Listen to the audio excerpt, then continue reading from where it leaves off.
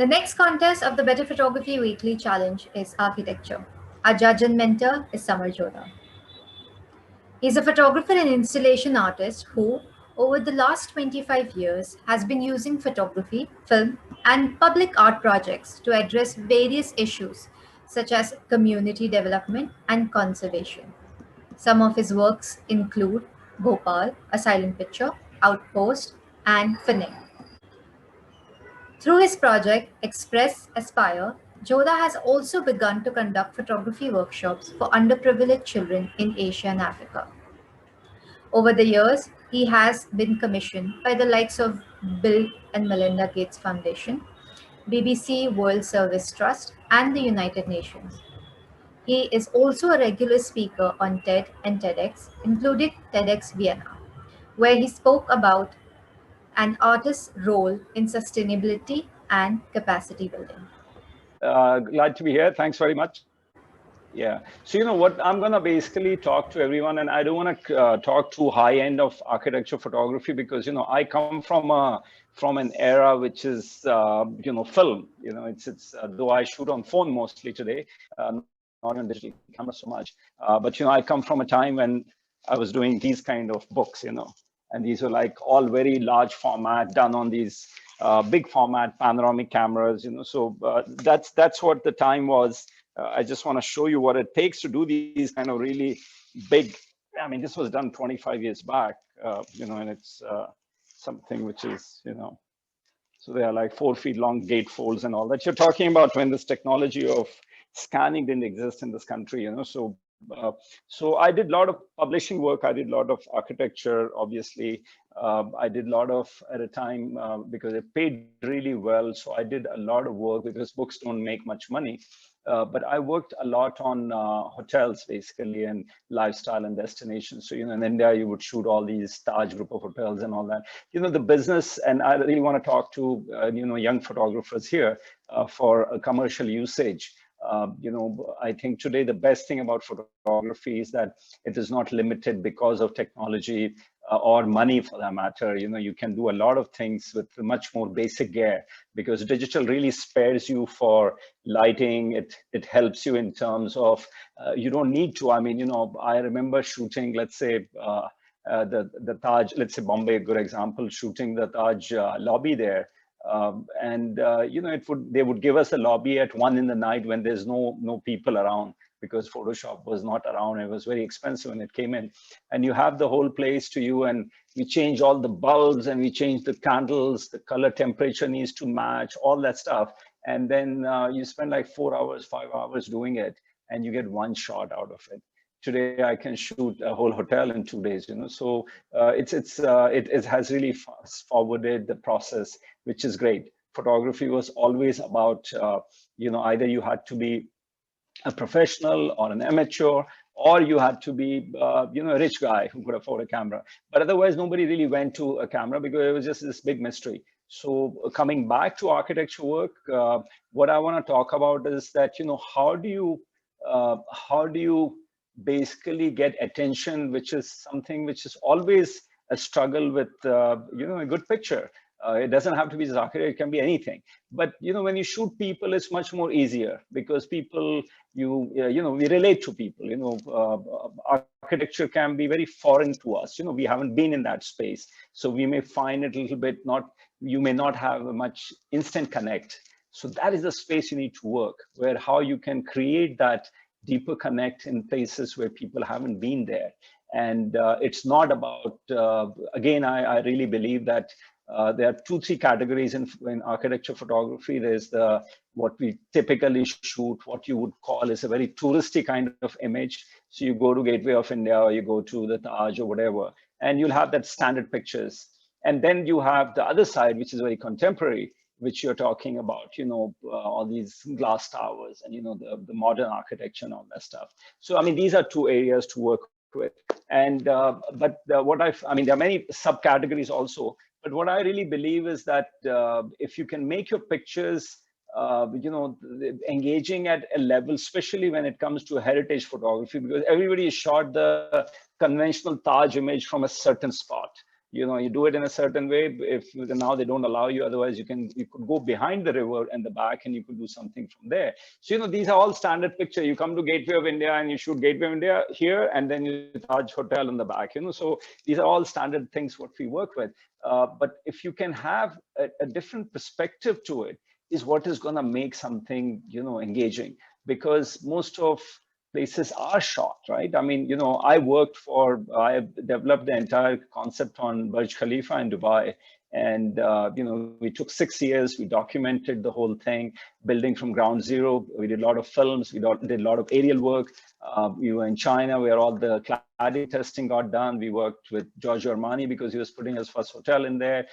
We set up 5 camera positions. We did time-lapse film on that. This is all before all this very hardcore digital stuff came in. I mean, though we did shoot it on digital.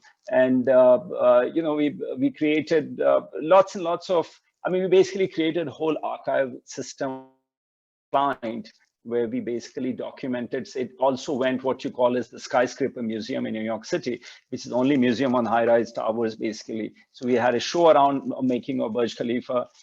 We did things like, worked with the world's biggest mall, the biggest aquarium, which was there. So there was, so there was that civil work, there was design work, and then obviously the finished work.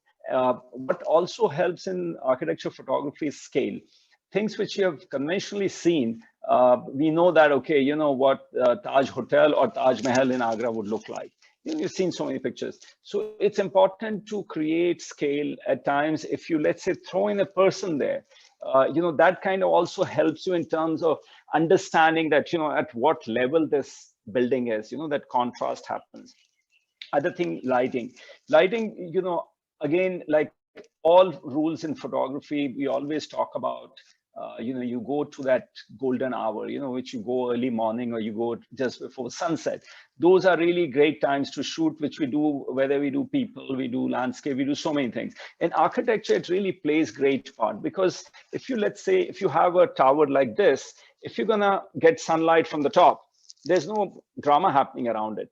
But same thing, if you go and shoot at 5 in the afternoon, you will see these long shadows going through it. So that also will help your composition create those leading lines going towards the tower. I'll show you a couple of examples.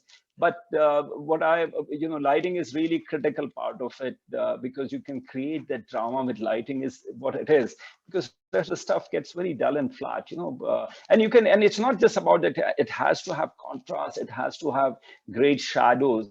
You can shoot in moonlight also. You can shoot in soft light also. But the whole idea really is to create dramatic stuff, which is what I call as, even in architecture, you would call is, these are your leading lines. They'll take your vision into that image, whatever it is. And again, it's not about going and shooting the Burj Khalifa. It's not about shooting the Taj Mahal, in Agra. There are ordinary things. You can make great pictures out of it. It is all about, your own practice of how you see it. I also believe is that, when you take simpler things, you work harder on it. And that applies again across the board on every picture making process or anything for that matter. But since we are talking about photography and architecture in particular, I would say that, work with ordinary things, work on textures, work on windows, work on, contrast of a tree against a street where maybe the shadows are on the building, so start seeing things which are not about the obvious. Because the trouble is that if I punch in, let's say, one of the most photographed building in the world, let's say the Taj Mahal in Agra, you put it on Google, you get millions of pictures, and some really outstanding and more outstanding and very boring ones, everything. But if you can create something which has your vision to it, because that's the best part about it, is that we always each of us look at things differently. So try to look at it that way, that what is there which you feel deeply connected with, that I'm going to make my picture, away from that, what people look at it conventionally. So that's where we go into how do you, create, a unique image. I mean, it's not always that you'll have a unique image. Okay, the other thing I also believe is that it's not necessary that you have to take an image with, it doesn't need to be a complete image. You can, like what I was saying, you can work with pieces of it. You can also do things which I mean, I'll show you one or two examples. There are filters, there's nothing no. People can, oh, don't use filter, don't use this. It doesn't matter. If you have it, use it. It needs to just impact you, because also the other problem is that there is so much of distraction, bombardment of imagery today, that if the damn thing doesn't load up within, a couple of seconds, we just cut it out and we go to the next one. So it's really important that, when you create that, uh, architecture at one level, one image can be quite boring. And when you say, again, and I'm sorry to repeat, but or let's say Great Wall of China, for example, we talk about that. We know there's history, what it was made for. You see a Burj Khalifa and you say it's a modern tower built tallest, blah, blah, all that stuff. Uh, Everything has, there is a story, but everything, what I mean is that these are all iconic things, what we are talking about. When you're working with ordinary stuff, there's no story. You're shooting some tower somewhere. How does it, there is no story around. So that is where your real test comes in, that how you become a better photographer working on these ordinary things. Because I really believe that, I've been in this business for a very long time, so I can keep telling you lots of great war stories about what all I have photographed. But, it's not about known towers and known buildings, just working, making extraordinary images out of ordinary stuff. Because what you're doing is you're pushing yourself, to forcing yourself to see differently. I also want to add here is that there are two other things you can branch. You can do this single image and you're like, wow, great. The other thing is, you can do what I would call is like an architecture study. Let's say you go and work with, you take one piece of building in town, whichever that is. You start creating a story around it. You go to Muhammad Ali Road and you see that this old building has, this, the front facade is all washed down and whatever it is, there are posters and there are, billboards, and there's all kind of, go spend that morning before the crowd builds up, and go in the evening when it's fully crowded, and try to do a story around it. Because see, architecture can be quite a dead thing. If you don't have life around it, then what happens is that it's a very pure documentation, and there's nothing wrong in that. If you are able to make great images out in that, that is also. I'm just trying to take you to more directions into how do you create, usage, people, scale, what I spoke about, life around it, environment around it. These are things which makes me, the viewer, very interested. Is like, there's so much going on here. It is not about just going and shooting the obvious one, and you can do your obvious pictures too. The output I'm going to talk about, there are two ways of you can look at it. You can, of course, digitally, there is so much of software there where you can create, edit it, and all that stuff. Try to look at it this way in your head, that I'm going to take 5 images, and I'm not talking about the contest. I'm talking about the larger process, how you're going to work on your photography, being an architecture photographer. You can apply it otherwise too. Is that I'm going to take these 5 shots, and I'm going to give a complete story in these 5 shots. If somebody looks at these 5 images, they will get a complete idea of what this is all about. What is this experience all about? So, so what you're gonna do is, let's say you go to, let's say go to a very obvious place. It's boring, it's photograph, but let's go and let's break into that. So we go to, let's say, Gateway of India in Bombay, for example. You're gonna go do your sunset kind of a thing, and you see all these little boats in the horizon. You can do the people who are getting photographed in the back. You can do some close-up shots of the texture. You can do some wide shots where you see nothing. It just looks in isolation, looking up towards the sky. So, if you start working, I mean, I'm just throwing some ideas, but just imagine that you do few of those kind of images and you get like 3, 4, 5 out of it. What a beautiful story it is, because standing alone, the problem with standing alone images, unfortunately, is that they don't stick in your head too long. And the other problem is also they've been done so many times, so bringing a new perspective would require not just your angles and which bottom and top and all that. Perspective actually means that, what kind of a storyteller are you? How are you going to work on your images, which will have some kind of, freshness to it, So, I'm going to just randomly show pictures which will use some idea. And by the way, just for everyone's information, most of these, I would say, almost all of them are shot on my phone.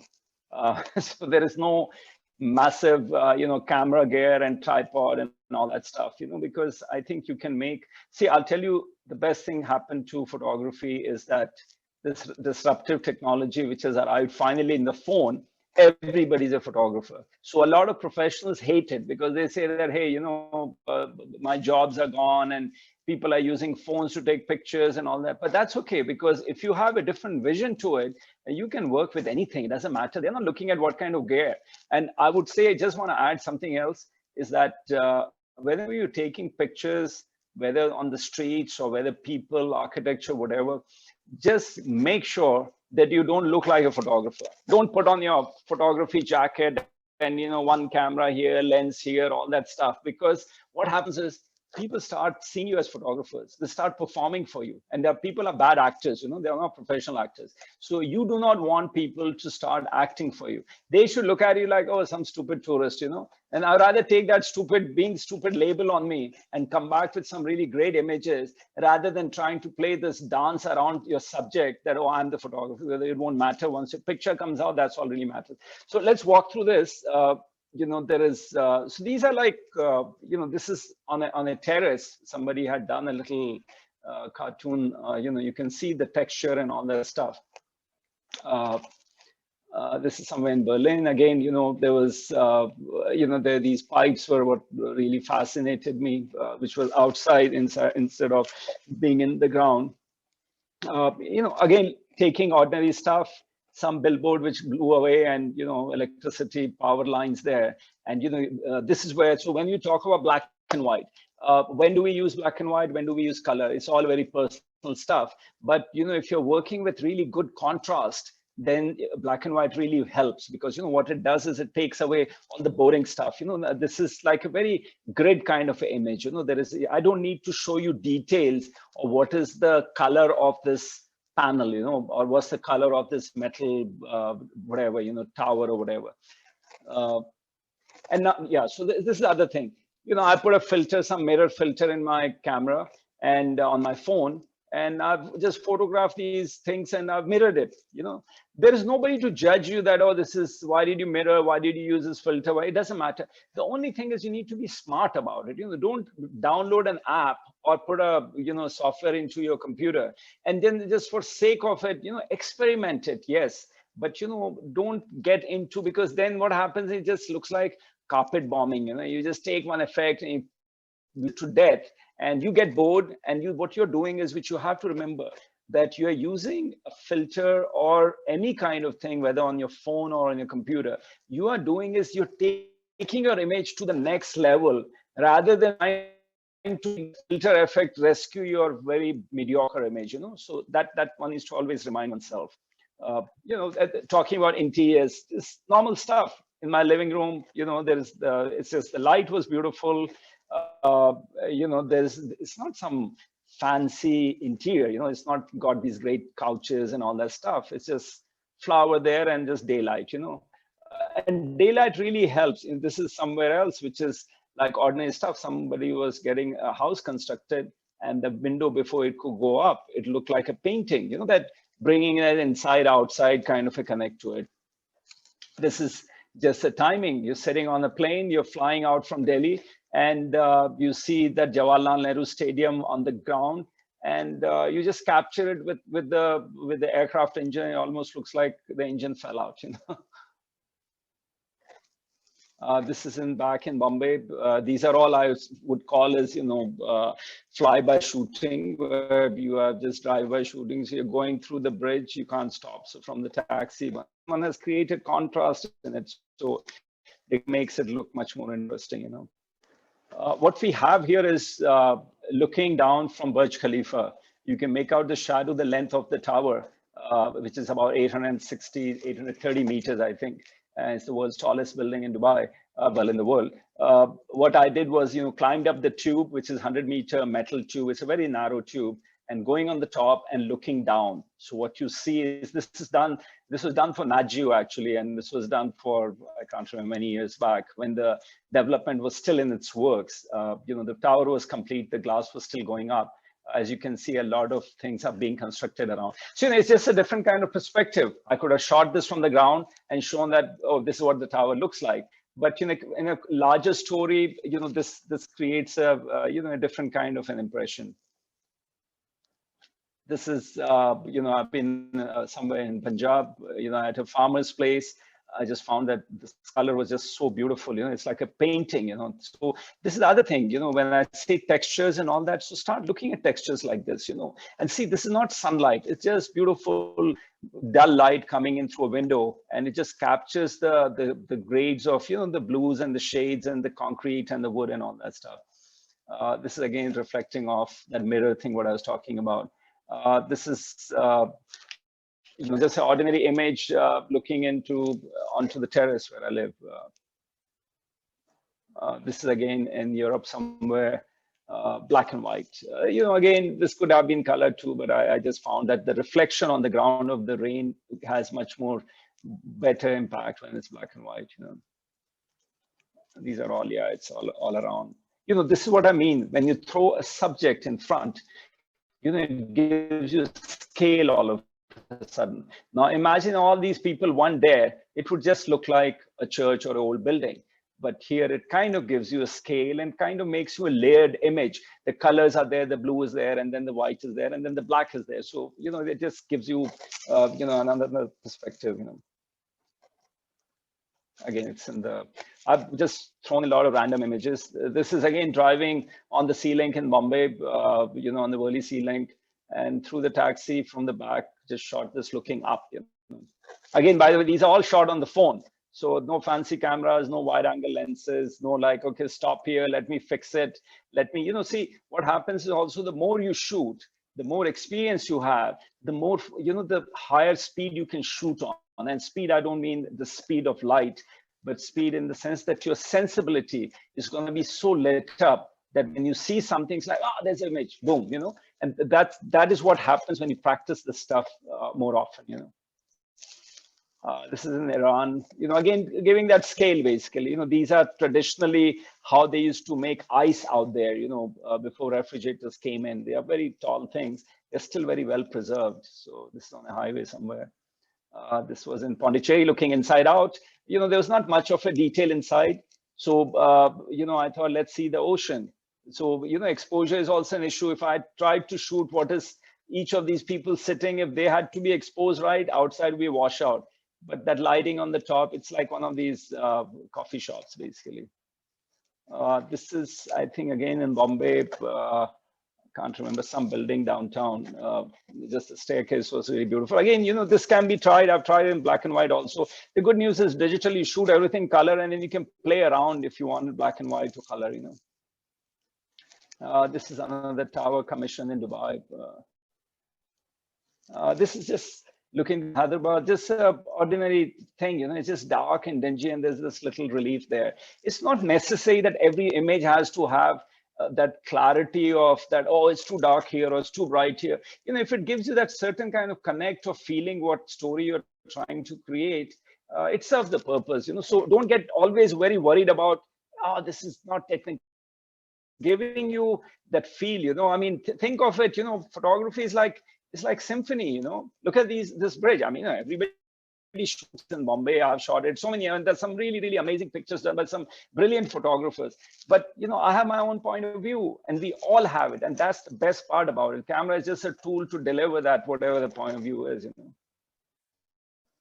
This is looking, of course, these are all selfie times before they came selfie. I think it's about 12 years back. I think I photographed from top of Burj Khalifa looking down. And it was shot on, this is shot from a proper camera. It's a fisheye lens. So you can see the whole Earth. Actually, the planet does look like the edges bending down.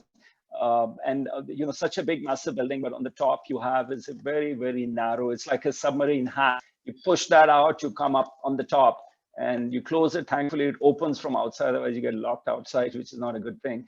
And then you just stood there and shot this thing. So, giving the whole, what you see down below is Dubai, downtown, and then Sharjah in the background. Okay, so, well, you've seen some examples, and you've seen, what all ways you can actually photograph. What I'd like you to work on is, when we say architecture, it's not just about exteriors, even interiors, it's all about space, it's about habitat, it's about usage, it's about, and then those elements, the textures, the lines, the form, the blah, blah, all that stuff. So, make images, just don't get into, I showed you many different kind of examples, but don't get into, effects and filters and cutting and pasting and all that, because, it becomes very gimmicky. These things work well when you've got good experience on it. And, if you're developing a portfolio where you're going to be probably showing, 15 or 20 images of your best work, then it's okay. It's one part of that show is a specific image. But let's just be purist about it. Look at light, create that contrast. You can control that on your camera or even on your phone. Just make those impactful images that when I'm looking or anybody looking at it wants to know that, okay, and you should feel it. I want to experience that space. I want to sit there and look at that light shift. I want to see that texture. I want to see that reflection going on. That's the deeper connection should be in your own head. That and don't take pictures for sake of, oh, it's architecture, so I have to shoot it. That's just the wrong way to go for it. You need to really work on is that I feel so deeply connected that this in my back somewhere, that piece of furniture at sunset, it just creates beautiful light. I'm going to wait till the evening when these lights kind of start playing some kind of drama around it. So so keep that in mind, because I can tell you something, and it's very obvious, and you can see, I mean, forget about what you see, my pictures or what I'm talking about, or your own pictures. When you look at photography of any kind, when you see people, those amazing images, you can see that photographers got that very deep passion in creating that image. That passion comes through, it's not about the look and blah, blah, and not even about what prize and award and all that stuff. But the purity of your deeper connect as what you see as a visualizer and what is in front of you, and you use this tool to capture it. It is such a, it's such a deeper connect, and if you can have that, oh my God, you'd be surprised at how brilliantly you can apply that on any front. All kind of pictures you make, you will always feel like, oh, this is what I am. You need to have that hunger. You need to really feel that this is it, So that's also all the best. And I hope I haven't overloaded everyone with too many things. Just keep it simple, that's where the purity lies, these effects and all that stuff. You're not in a Hollywood film, so don't attempt it, All right. All the best. Good luck.